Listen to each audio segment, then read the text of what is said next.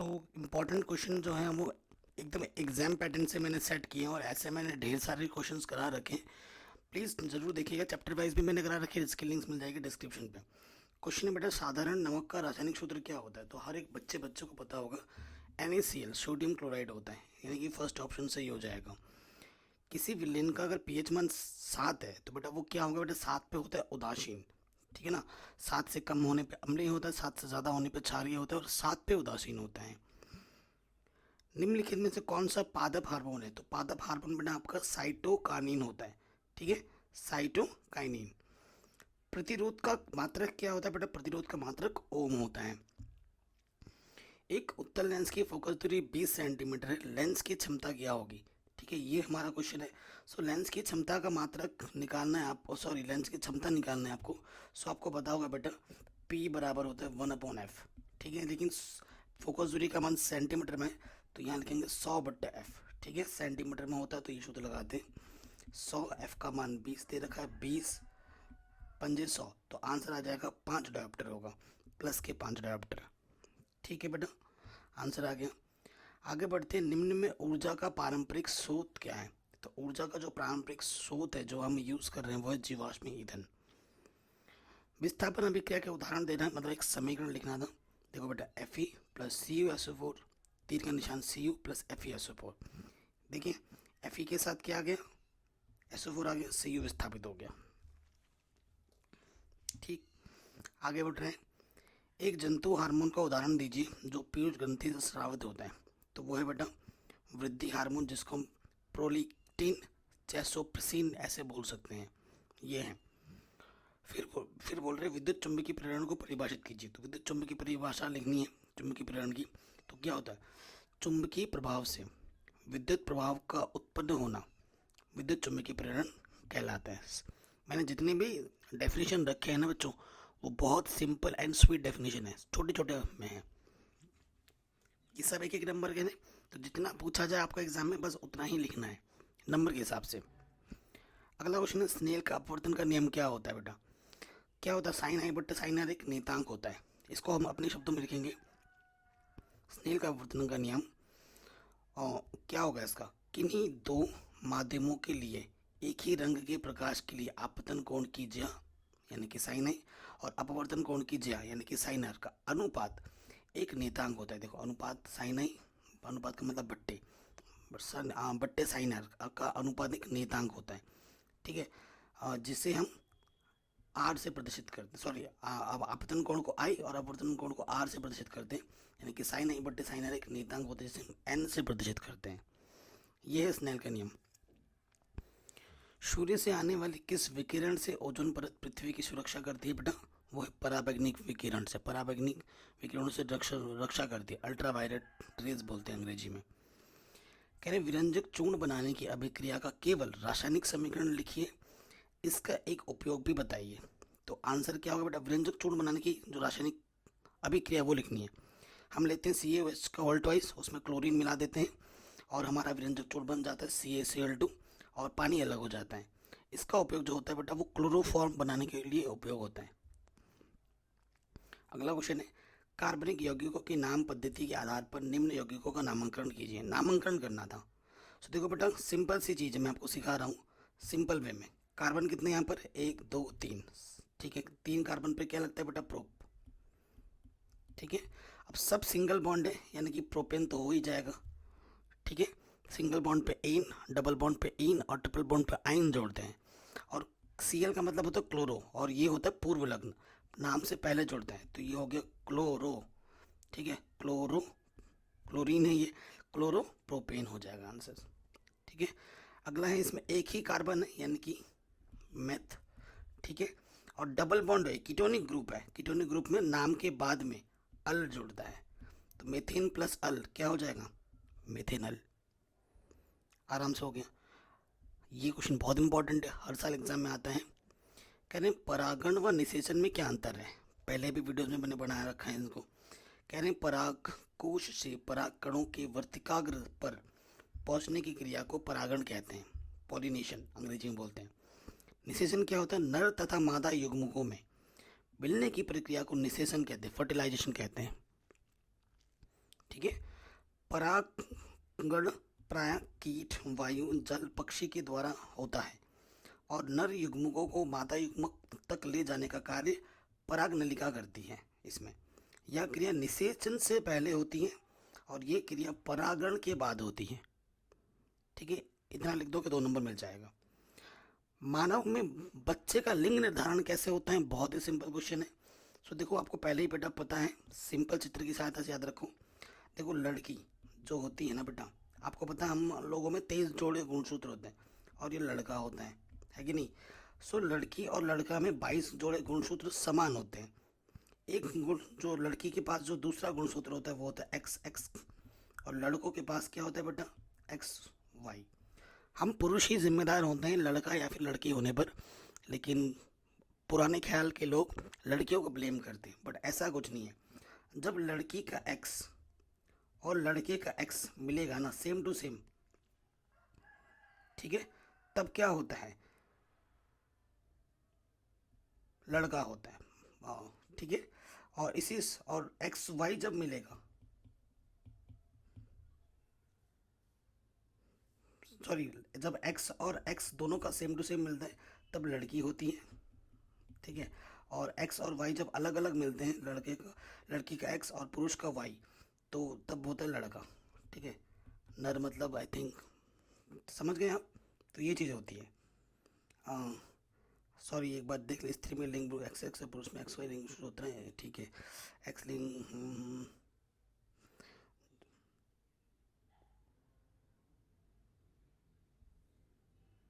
नर देता है। ठीक है, एक्स वाई मिलने में हमें क्या मिलता है, नर। ठीक है, यदि स्त्री का एक्स और उसका वाई एक्स, तो हमें क्या मिलता है बेटा, मादा। तो एक्स वाई को हम नर बोलेंगे और एक्स एक्स को मादा बोलेंगे। ठीक है, समझ गए। एक्स एक्स पे आपका क्या बेटा मिलेगा, नर मिलेगा। नर क्या होता है यार, हिंदी उतनी मेरी सही नहीं है ना। ठीक है, तो समझ लेना आप। अगला क्वेश्चन है बेटा, थोड़ा बहुत मिस्टेक हुआ तो हम सॉरी उसके लिए, नर मादा में कंफ्यूज हो रहा हूँ मैं। अगले क्वेश्चन में आ जाते हैं। विद्युत लैंप के तंतुओं को निर्माण में प्रायः टंगस्टन का प्रयोग क्यों किया जाता है। आपने देखा होगा जो विद्युत लैंप होते हैं उसमें टंगस्टन होता है, लाल लाल साल का, उसका ही प्रयोग क्यों किया जाता है। तो इसका सीधा सा आंसर है, टंगस्टन का उपयोग इसलिए किया जाता है कि टंगस्टन का बहुत पतले तार बनाए जा सकते हैं, और टंगस्टन का जो गलनांक होता है, मेन पॉइंट ये है, अन्य धातुओं की तुलना में बहुत ऊंचा होता है, उसको बहुत ज़्यादा टेम्परेचर की ज़रूरत पड़ती है तब जाके वो पिघलेगा। कितना, 3400 डिग्री सेल्सियस पे जाके वो गलता है, उससे पहले नहीं गलेगा। ठीक है, तो इसलिए टंगस्टन का प्रयोग किया जाता है। किसी चालक का प्रतिरोध किस कारक पर निर्भर करता है, समझाइए। तो चालक का जो प्रतिरोध होता है बेटा, वो लंबाई के समानुपाती होता है, मतलब जैसे जैसे लंबाई बढ़ाओगे प्रतिरोध वैसे वैसे बढ़ता रहेगा, और क्षेत्रफल के व्युत्क्रमानुपाती होता है। ठीक है, व्युत्क्रमानुपाती मतलब उसका उल्टा होगा। ठीक है, इन 2 कारकों पर निर्भर करता है। ठीक, आगे बढ़ते, मतलब क्षेत्रफल अगर बढ़ाओगे, ठीक है, क्षेत्रफल बढ़ाओगे तो प्रतिरोध घटेगा, ये ध्यान रखना है। प्रकाश के स्पेक्ट्रम से आप क्या समझते हैं, स्पेक्ट्रम के किस रंग का विचलन सबसे अधिक व किसका सबसे कम होता है।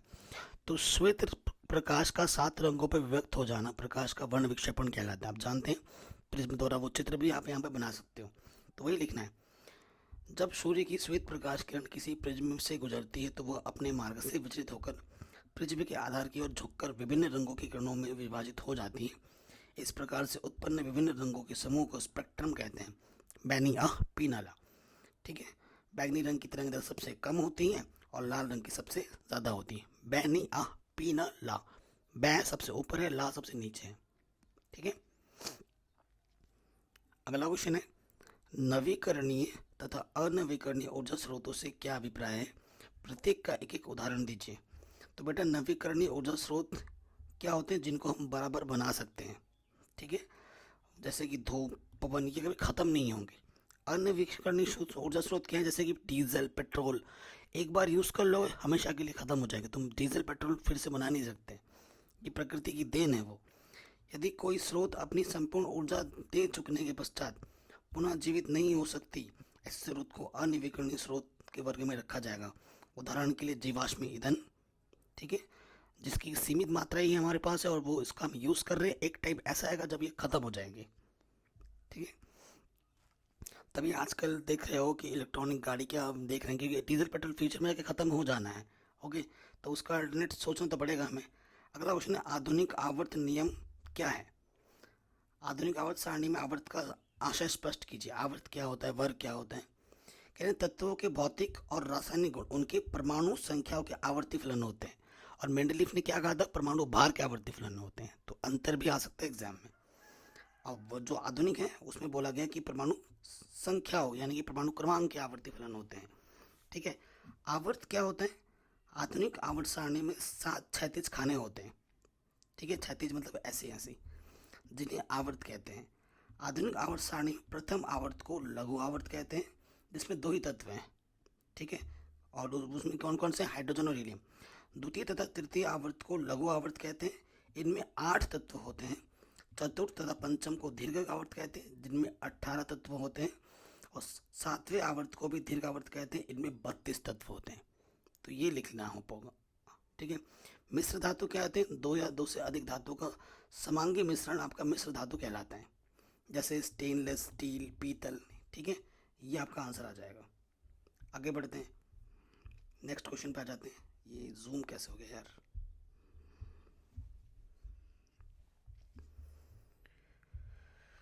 अगला क्वेश्चन है, धातुओं के नाम, 2 धातुओं के नाम बताइए जो प्रकृति में खुली अवस्था में पाए जाते हैं। तो उसका नाम बेटा क्या है? 16 चांदी। इसका आंसर आप लिख देंगे। ठीक है। अगला क्वेश्चन है, ये क्या हो गया ये?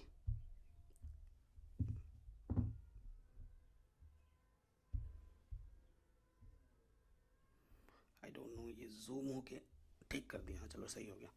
अगला क्वेश्चन है, एक अधातु x 2 भिन्न रूपों में y तथा x में रहता है। y एक कठोरतम प्राकृतिक पदार्थ है, जबकि z एक विद्युत का एक अच्छा चालक है। x y z को पहचानिए।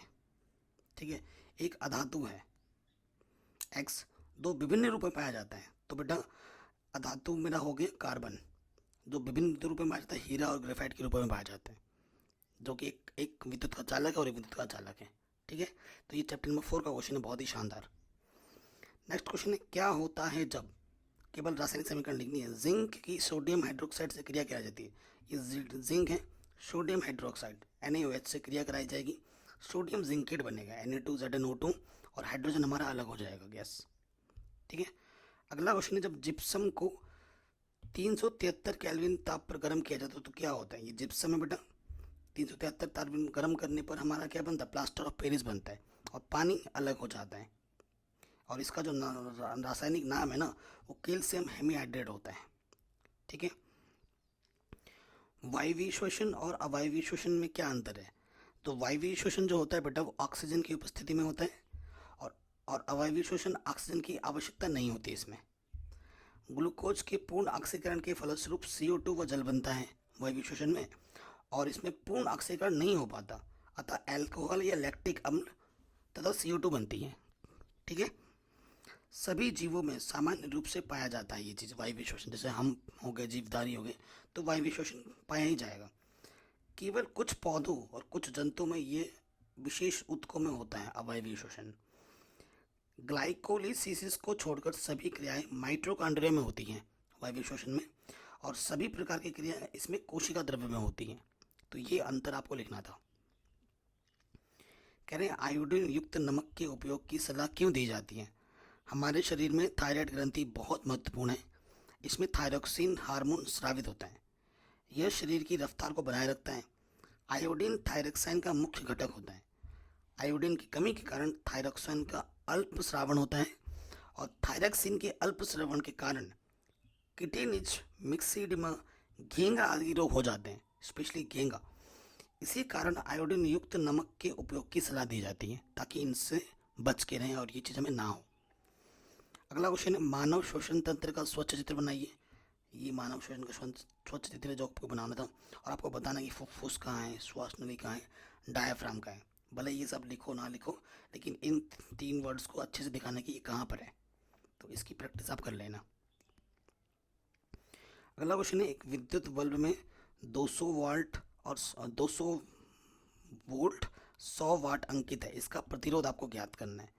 सो देखो बेटा, बहुत ही इजी क्वेश्चन है। कुछ दिन पहले मैंने एक वीडियो बनाया था जिसमें मैंने फिजिक्स क्लास 10th के जितने भी न्यूमेरिकल है वो मैंने एक ही वीडियो में करा दिया था। अगर आपने नहीं देखा है तो जाके देख लेना, 2 दिन पहले ही कराया है। तो बेटा ये हमें दे रखा है वी, वोल्ट का मतलब वी दे रखा है, वाट शक्ति का मात्रक होता है, शक्ति को हम पी से दर्शाते हैं। प्रतिरोध ज्ञात करना है यानी कि आर ज्ञात करना है, और आपको पता है आर बराबर सूत्र होता है वी स्क्वायर पी। ठीक है, वैसे तो बहुत सारे सूत्र होते हैं लेकिन हमें वो सूत्र लगाना है जो दिया हुआ है और जो निकालना है उनमें क्या सूत्र बन पा रहा है। वी का स्क्वायर का मतलब वी हमें 200 दे रखा है तो 200 गुणा 200, पी हमें 100 दे रखा है। ठीक है, 100, 1 0 2 0 कटा तो ये 400 आ जाएगा। प्रतिरोध का मात्रक ओम, 400 ओम।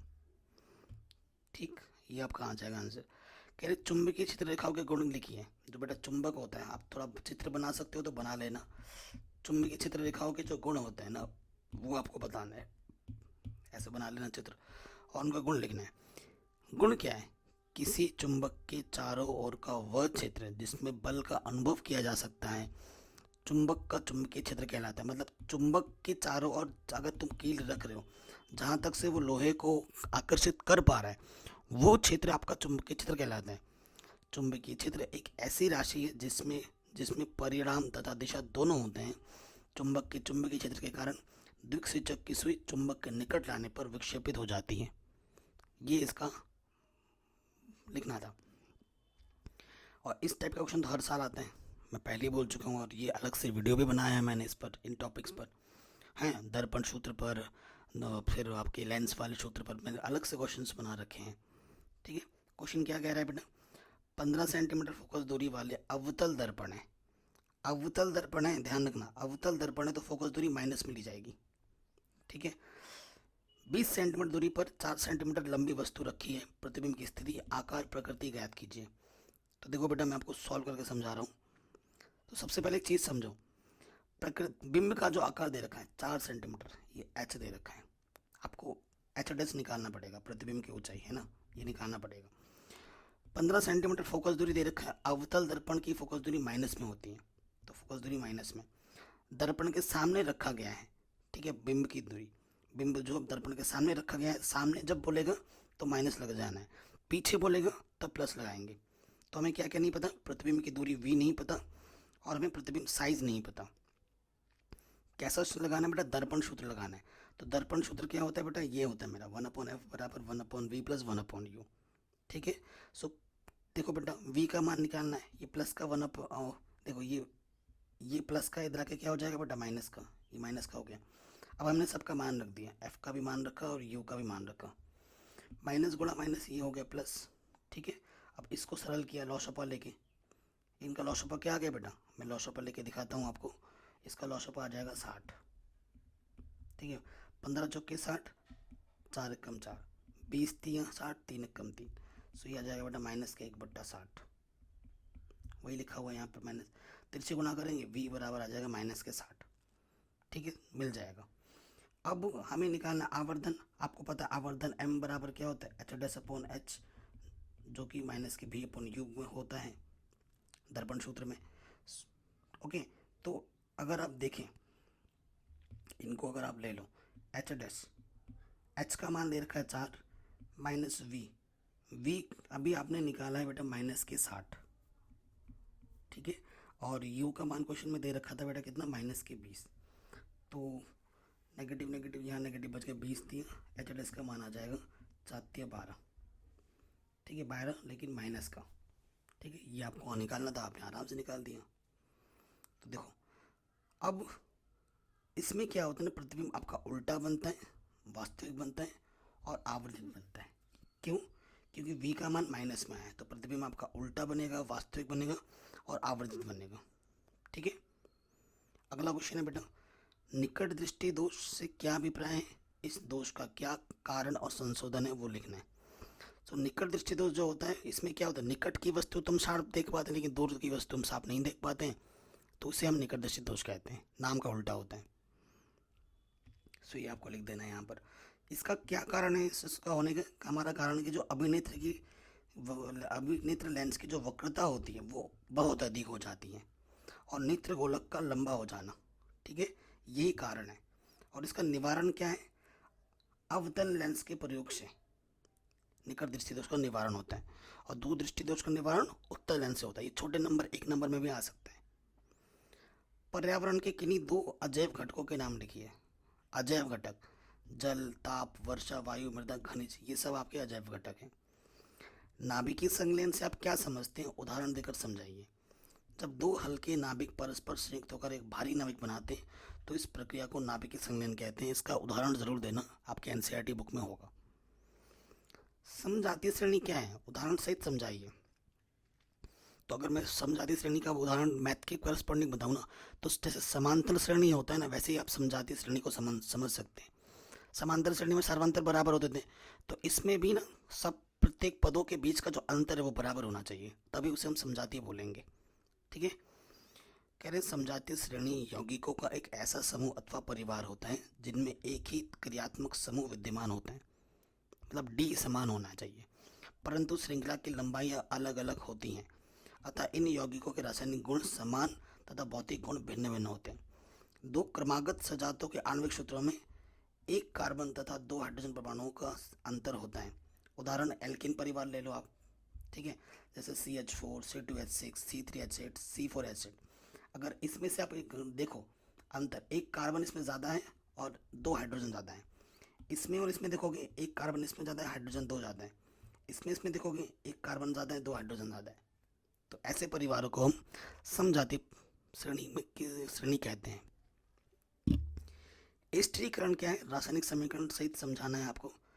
एथेनॉल और एसिडिक अम्ल सांद्र सल्फ्यूरिक अम्ल की उपस्थिति में क्रिया करके एथिल एसीटेट बनाते हैं तथा जल अलग कर देता है। इसी अभिक्रिया को हम एस्टरीकरण कहते हैं। एथिल एसीटेट को यौगिक एस्टर भी कहते हैं, अतः इस अभिक्रिया को एस्टरीकरण कहते हैं। ठीक है, तो एस्टरीकरण की परिभाषा आपको इस तरीके से लिखनी है। कह रहे हैं एक धातु तथा एक अधातु का नाम लिखिए जो सामान्य ताप पर द्रव अवस्था में पाई जाती है। जो धातु का नाम है बेटा पारा, जिसे आप मरकरी बोलते हैं, और धातु क्या है बेटा ब्रोमीन, ये द्रव अवस्था में पाए जाते हैं। आयनिक यौगिकों के सामान्य गुणधर्म को उल्लेख कीजिए। स्पष्ट कीजिए कि आयनिक यौगिकों का गलनांक उच्च क्यों होता है। ये आपके एनसीईआरटी का क्वेश्चन है। आयनिक यौगिकों के आयनों के मध्य जो अंतरा आणविक आकर्षण बल होता है ना, वो बहुत ही ज़्यादा होता है। आयनिक यौगिकों को जब गर्म किया जाता है ना, तो अंतरा आयनिक आकर्षण बल को समाप्त करने के लिए अधिक मात्रा में ऊष्मीय ऊर्जा की आवश्यकता पड़ती है। अतः इनका जो गलनांक होता है बेटा वो बहुत उच्च होता है इसी वजह से। ठीक है, अगला क्वेश्चन है कि भर्जन और निस्तापन में क्या अंतर है। तो भर्जन क्या होता है, भर्जन में धातु सल्फाइडों का अपचयन धातु ऑक्साइडों में किया जाता है, और निस्तापन में क्या होता है, वायु के आधिक्य में प्रचंड रूप से सल्फाइडों को गर्म किया जाता है। निस्तापन में धातु कार्बोनेट अयस्कों को धातु ऑक्साइडों से परिवर्तित किया जाता है, और इसमें क्या होता है, वायु की अनुपस्थिति में कार्बोनेट को गर्म किया जाता है। तो ये अंतर है। अब अभिक्रिया बोला था कि निम्न अभिक्रिया में उपचयित तथा अपचित पदार्थ की पहचान करनी है। ये एक समीकरण दे रखा है, इसमें उपचयन किसका हो रहा है, अपचयन किसका हो रहा है बताना है। ठीक है, सो देखो उपचयित में क्या होता है, ऑक्सीजन का जुड़ना। अपचयित में क्या होता है, ऑक्सीजन का घटना। ठीक है, एक तो ऑक्सीजन इन पे हो गया और एक इलेक्ट्रॉनों के आधार पर होता है। सो अगर आप देखें उपचयित पदार्थ है ना, सो देखिए MnO2 है यहाँ से। अरे यार फिर से ये बढ़ गया अपने आप, कैसे हो जा रहा है ये।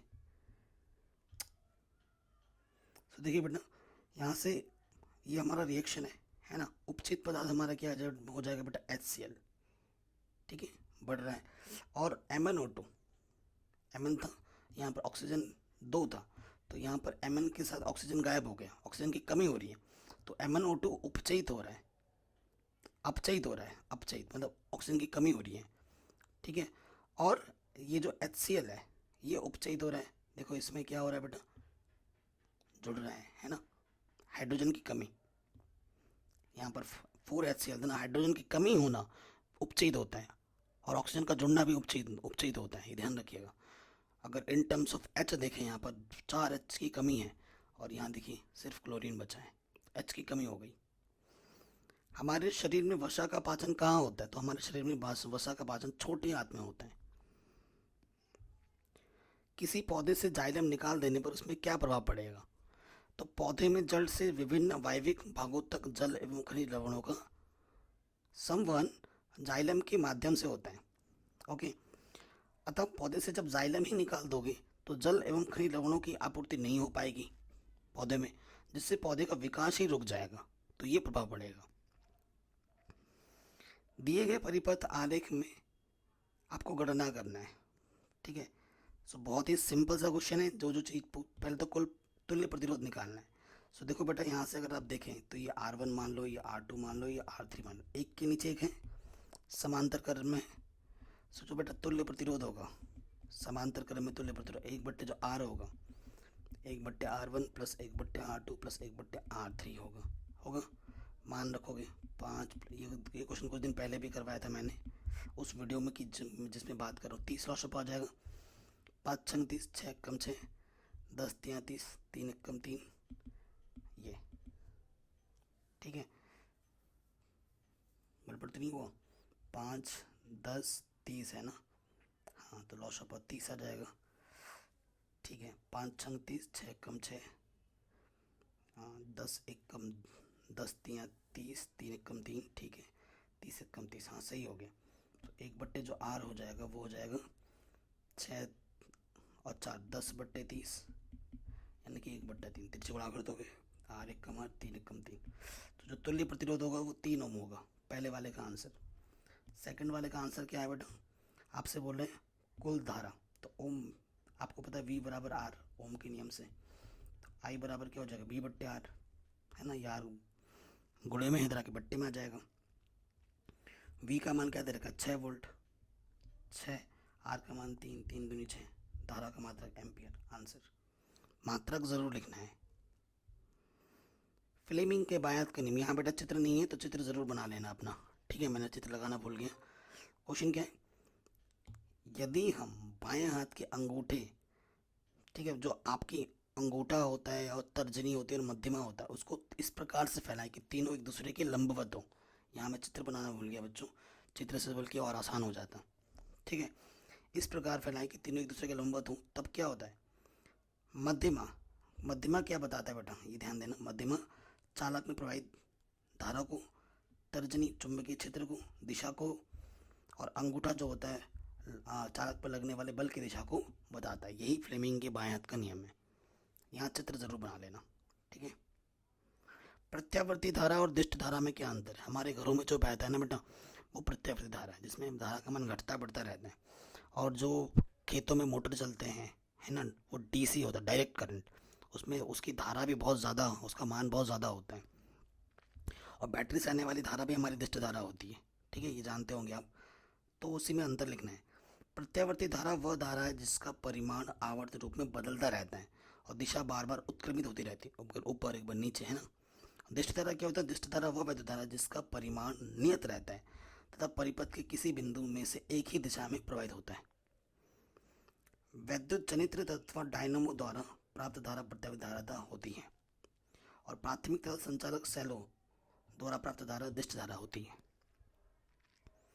किसी अंतरिक्ष यात्री को आकाश नीले रंग की अपेक्षा काला क्यों दिखाता है, क्योंकि अंतरिक्ष में प्रकीर्णन नहीं हो पाता, और जब प्रकीर्णन नहीं हो पाता तो उसको काला दिखाई देता है। ये शॉर्ट रीजन है। अब इसी को बड़ा करके दिखा गया है।